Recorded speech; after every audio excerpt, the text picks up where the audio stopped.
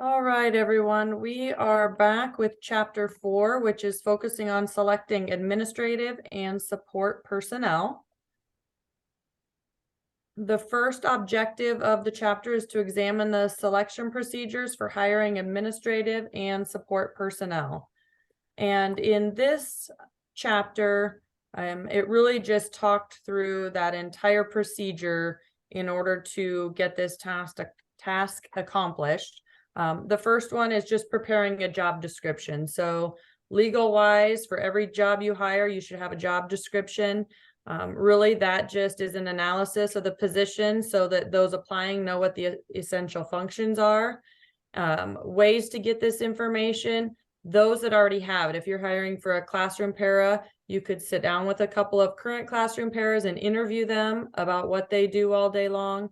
You could send out questionnaires to that group of individuals. You could go in and observe or have someone else observe, like supervising teachers. What are all of their job duties? And, our friend Google, you could certainly search for vacancies that are advertised by other districts and gain some ideas that way.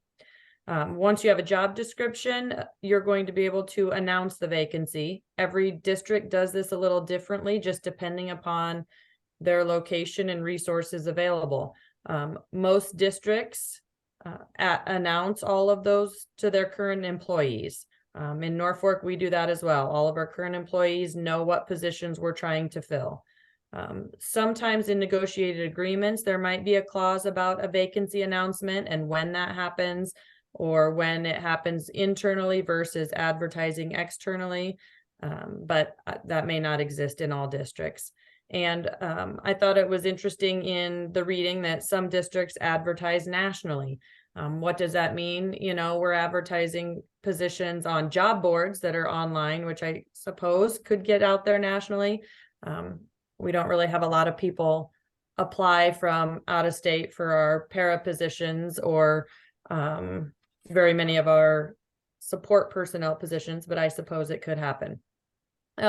Once you've got that announcement made and the job is posted, you can start reviewing your applications, kind of what we had talked about even in the previous chapter of going through those qualifications, eliminating those that don't meet your criteria, and kind of seeing what it is that you're looking for.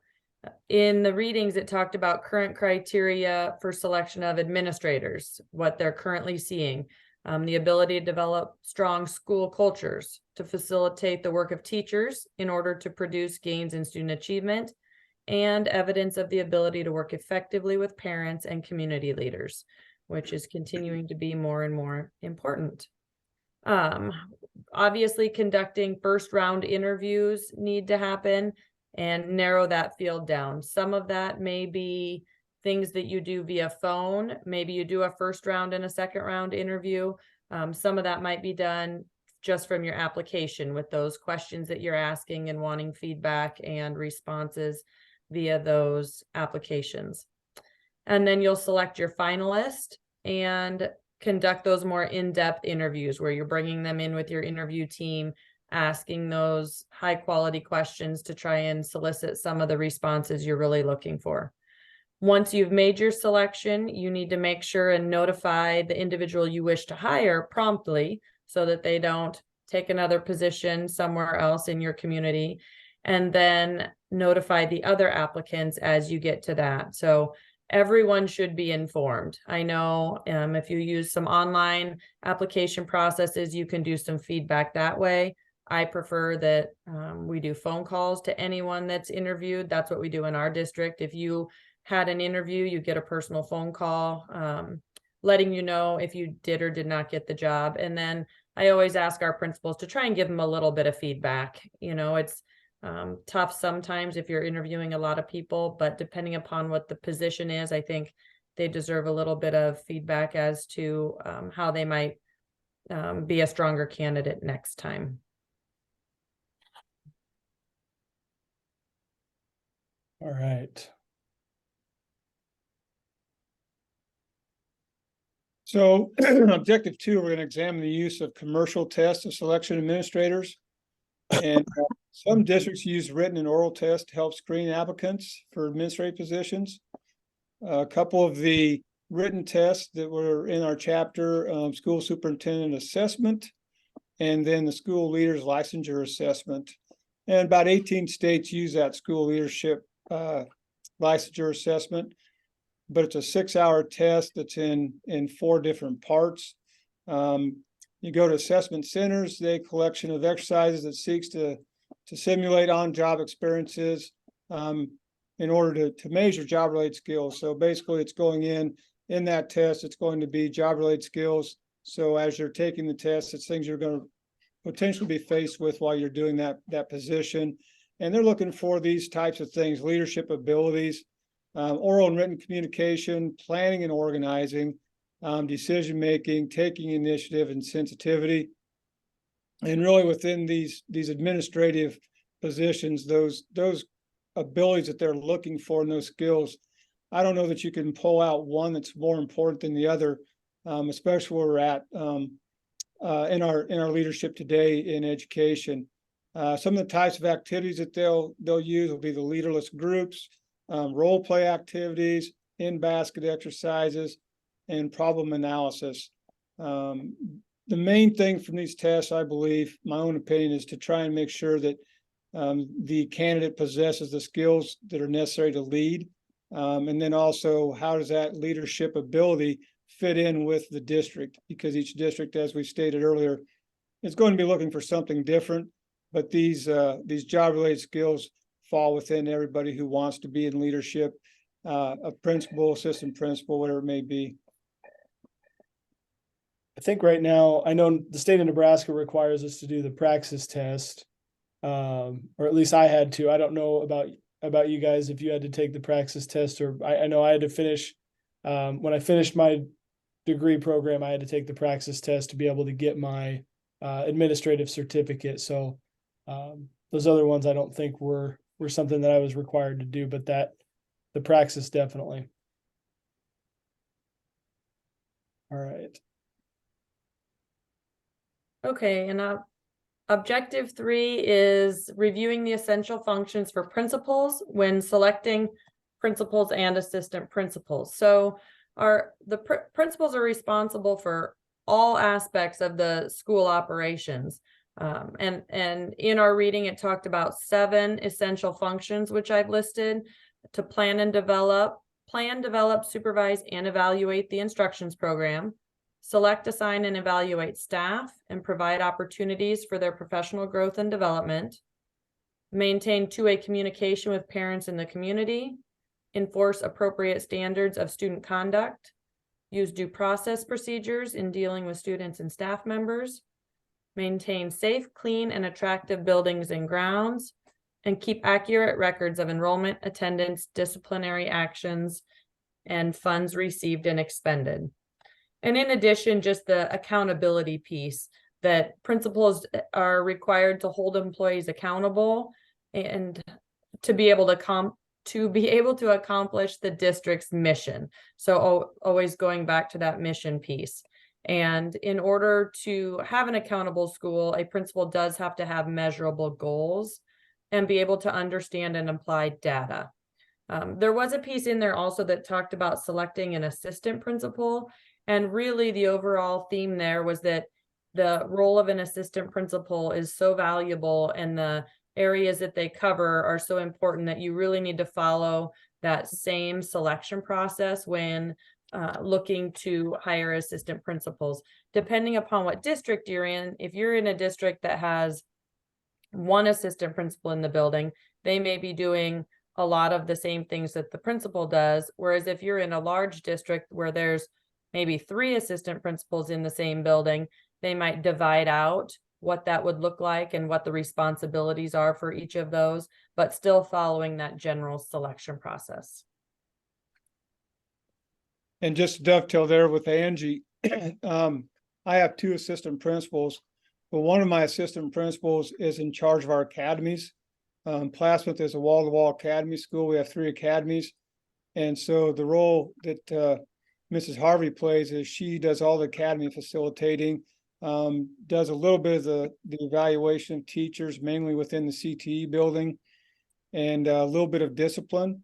But Mrs. Caniglia does all the attendance stuff, all the discipline. She has a bigger role in evaluating teachers and a little bit bigger role in the curriculum areas as well. I actually am blessed with it. As small of a district as we are, usually a lot of schools our size will only have the one 712 principal who will also be the activities director. And I'm lucky enough to have an activities director who is also an assistant principal and administrator. And so he's able to take some of the disciplinary things off of my plate. This last year, he was more of the middle school discipline, and I did more of the high school discipline. So that is, I've been blessed with that, because a lot of districts our size won't have that. Excuse me. I got a cold right now. Traveling to Florida and I get a cold. All right. Objective 4 is just reviewing necessary skills of effective leaders. So it lists out some effective leader qualities here. It gives us 9 of them. And first one is assertiveness. And the chapter talks about assertiveness is the ability to gain a hearing for your views without being disrespectful or argumentative. It talks about that there's a big difference between assertive and aggressive, right? Because aggressive people can get their point of view across, but at what cost, right? They may offend people along the way. They might upset others. And so assertiveness, they're saying, is the ability to get people to hear your point of view without damaging a relationship there. Interpersonal communication skills, communication techniques that increase trust. So the ability to listen, tone of voice, eye contact, body language when having a conversation, using skills that are going to help build that relationship instead of harm it. Persuasiveness, the ability to present views in a convincing manner. Of course, we all have to convince our, staff when we're giving them a new initiative or things like that, why it's an important thing. So being able to persuade them. Optimism, being hopeful and positive. And I think that for me, at least personally, this is one of the difficult ones, because a lot of times when people come to you as the principal, they're not coming to you with positives and good things. They're coming to you with problems or issues that they would like you to have help them with or solve. And so just trying to stay in that hopeful and positive, and not letting little drawbacks or setbacks change your perspective on things. Stability, being predictable and emotionally available. It's good if staff members know what to expect from their leader. Calmness under pressure, help others remain calm. Humans mirror emotions. I put the thing that we always say at our district is that humans mirror emotions. So if you're getting angry and raising your voice, they're likely to get angry and raise their voice as well. So the emotions that you exude are usually the emotions that you'll receive back from the others. Well organized, need to be able to accomplish tasks by combining efforts of multiple staff members. Problem solving ability, so enjoy taking on challenges and finding unique solutions to solve those problems. And then planning skills, need to be able to prepare in advance and anticipate issues that may come your way so that you can address them well when they happen. And again, the chapter doesn't give us which one of these skills is the most important. It does say that a lot of these skills can be learned over time, but they mark them all as important skills. And then on the other end of that, they mentioned some problematic things for leaders. One of them being striving for perfection. Mentioned that perfectionists often have a hard time because they have a hard time delegating work. They feel like they can do it better than anybody else, or that if they want it done right, they should just do it themselves. And, as we know, being a school administrator, there are so many different things that we're in charge of getting accomplished. And so we need to be able to have the ability to trust others and delegate that out to people. And then it also mentioned that perfectionists are often critical of others without being helpful. So if things aren't done right, they're critical, but they're not able to help people do it correctly. And then another problematic skill was extroverts. They said that, extroverts are often good natural leaders, are able to build those relationships. But one of the drawbacks is that they want to be liked, and that extroverts don't like to upset people or get them offended or have people mad at them. So sometimes it makes it difficult for them to take unpopular positions. And then on the other end of that, the other one they mentioned is directness. And the chapter mentions that, sometimes people that are very direct are good leaders, and that people understand or know where they stand with that person. Direct people, usually what you're getting with a very direct person. But on the negative side of that, very direct people can sometimes be abrasive or offensive in the way that they go about saying things. So it's just kind of being in administration, using all of these skills that were listed.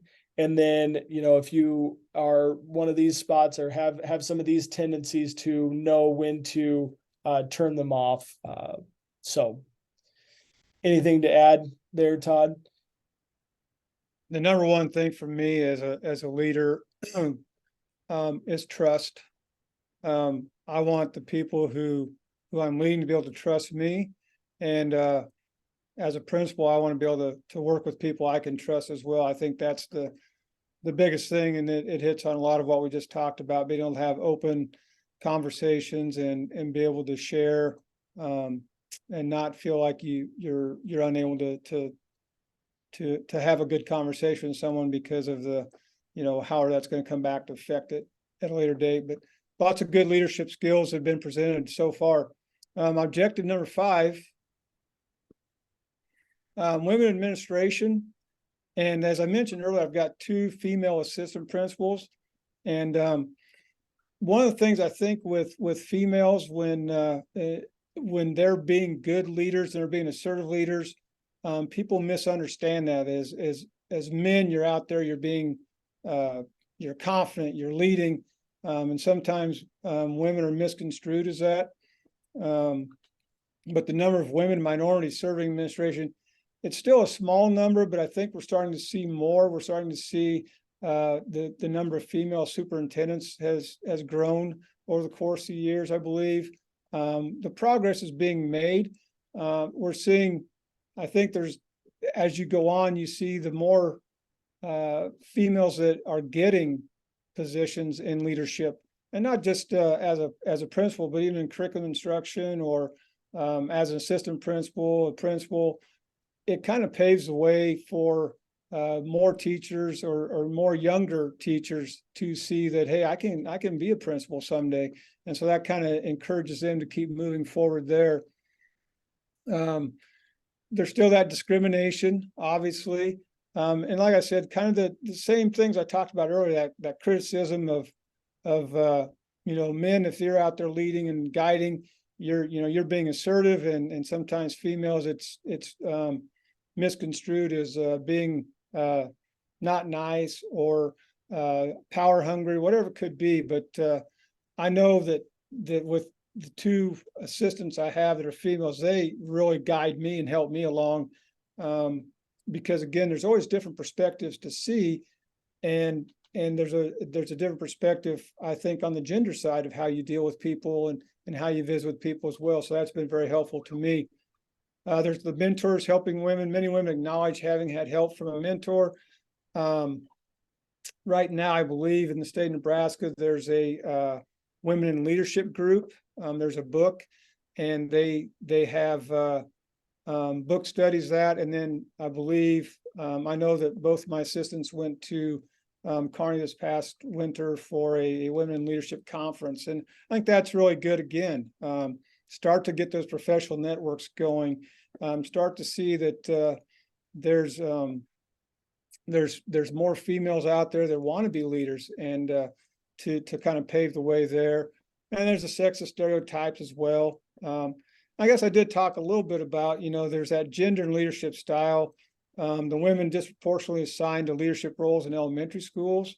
I've been in all three as a principal, the elementary, the middle, and the high school. And the gender shouldn't matter at all. It's can you lead? Do you know what you're doing? And those types of things. And then if you refer to that Stanford study on page 67, that gives a few more insights on that as well. And so that's kind of where objective 5 talks about the emergence of the women administration. All right. Okay. And then objective number 6 talks about analyzing and selecting procedures for other support personnel. So really this objective just breaks down the different types of school support personnel that you would need to hire and gives you some ideas on how to go about doing that. So the first one mentions school social workers, and the chapter just lists off the major characteristics of what you would like in a school social worker. The school social worker is the person that's liaison between families and schools. And it talked about most of the time they'll be working with referred students, whether they've been referred because of behavior, attendance, maybe what's going on at home, probation, those types of things. And then the skills that they should possess: proactive child advocate. They should be there for children, maintaining relationships with support groups. Out in the community, it talked about court system, law enforcement, and then other community support groups, United Way, those different groups. And then the desire to help children, which kind of ties back to that proactive child advocate. And one thing they talked about with school social workers is that, they have to be able to make relationships and maintain relationships with families who may be very hostile towards what they're trying to accomplish. Now, school social workers and then school psychologists, for a district our size, we really lean heavily on our ESU for that support. Both of our school social workers and our school psych both come from the ESU in Columbus for us.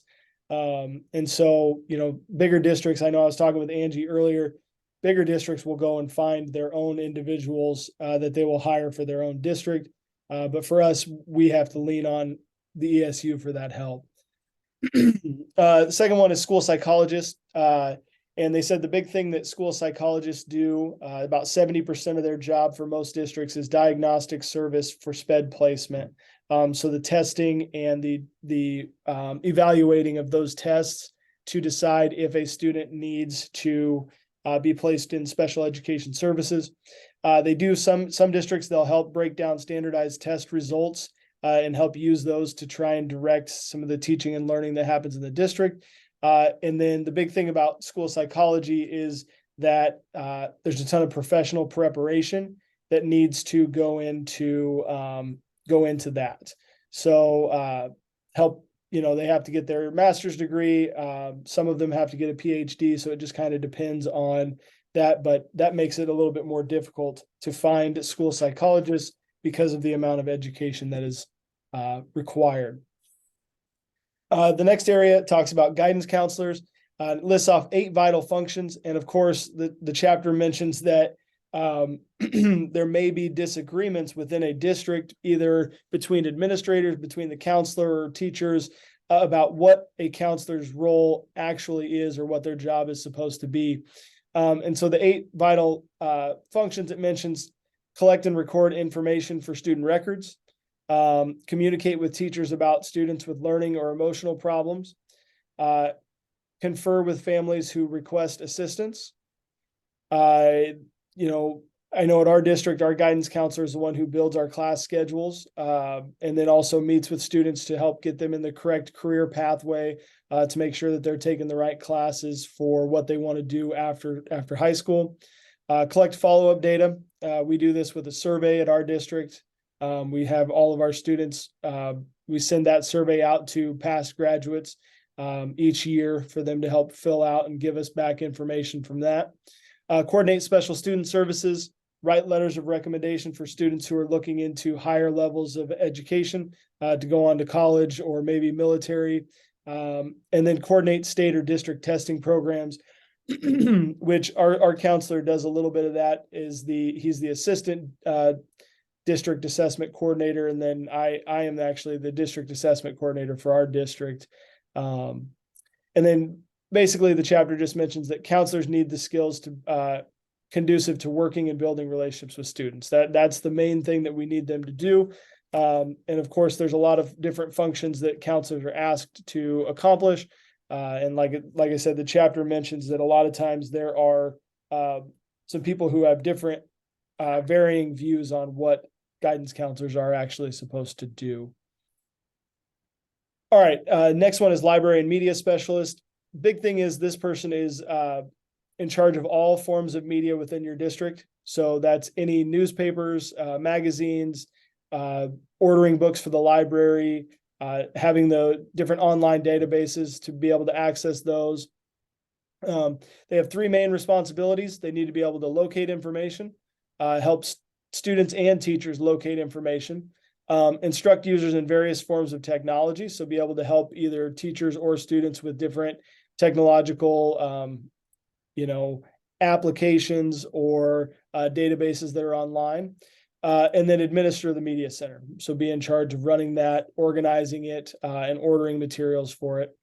It does mention that, the best setup for this is a person with a master's degree in library science, which is not always an easy thing to find. And so, for some districts, you may have to find a different way to make that happen. Somebody with some of those classes, some of the classes towards a library science degree, and then maybe adjust later, have them finish those other ones out.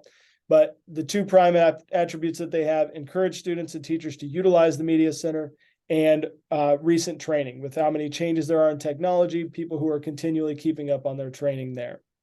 Instructional aides, largest group of support personnel in schools. Paraprofessionals are a large group. No Child Left Behind requires aides to complete at least 2 years in an institution of higher education, or have some training as far as some classes and things that can also take place of that 2-year degree. They work in close and frequent proximity to a highly qualified teacher, and demand for paraprofessionals or instructional aides is expected to grow as we have more students in special education and a lot more English language learner programs that are going to require more individual support there. Substitute teacher, we're all aware of the substitute shortage, and the chapter talks about the group that National Substitute Teachers Alliance.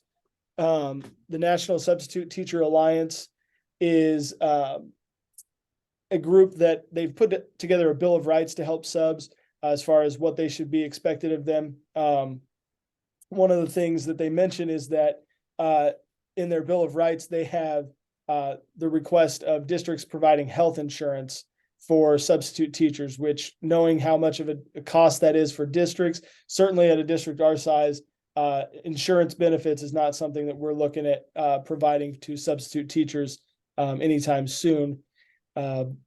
But subs do say that they're apt to have a positive experience in a school where teachers are helpful, materials were able to be located, teacher leaves plans and suggestions for when students get done early, well-behaved students, of course, and then being informed of classroom procedures ahead of time so that they know what to expect when they're in the classroom.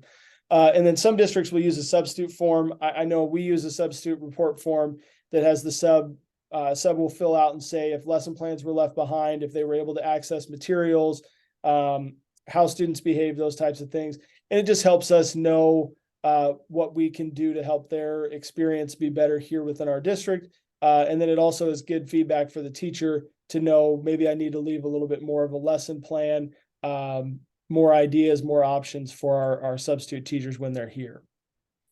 And then the last two groups that it talks about, secretaries and administrative assistants. I don't think we're naive in believing that secretaries basically run a building. It's a very critical position, and it talks about all of the different responsibilities that they need. They need to be able to be a communicator, a planner, a scheduler, information manager, financial manager, office manager, student helper. You know, they wear many, many hats and are in charge of many different things. And they need to be able to do this with constant interruption. Secretaries are always bombarded by students, phone calls, people coming into the building, that type of stuff. So they need to be able to work on things and be able to be interrupted without getting frustrated. And then the chapter does mention that assistance power needs to be monitored by managers. And the reason they mention that, they just mentioned that secretaries and administrative assistants are privy to a lot of very important information for a district. So just to make sure that that power is held in check for a position like a secretary or an assistant there. Then the last one that it mentions is school resource officers. Resource officers are police officers assigned to serve schools. Their primary duty is to protect lives and property. Obviously, it's a very important job. Schools need to convince law enforcement agencies. The chapter talks about how a lot of times law enforcement agencies will see it as a waste of their time, and they will put their lower level officers or people who are not as qualified on that job. So it's a school's job to convince them how important it is. And then the big thing it mentioned was that for SROs, they need to have the ability to form relationships with students and not strike fear in students being in the buildings. You know, some students have trauma related to officers or whatever else, and so they need to be able to make those relationships without causing problems. All right. So again, there was a lot of information there, but just breaking down the important things in regards to hiring those different positions within a district. So just kind of gives you some important skills that they should possess and go from there. So Todd, anything else to add before we finish the video here? I'll just say two key components in my high school. Obviously, more than two, that the administrative assistant, but also we have a very good school resource officer, and we have a full-time school social worker. And so being able to have those two resources in your building can be very useful at times and very helpful at times. And then obviously, like Zach mentioned, the administrative assistant. So I hope this has all gone well for you guys. Thank you for listening to chapter 3 and 4 with us. Thank you.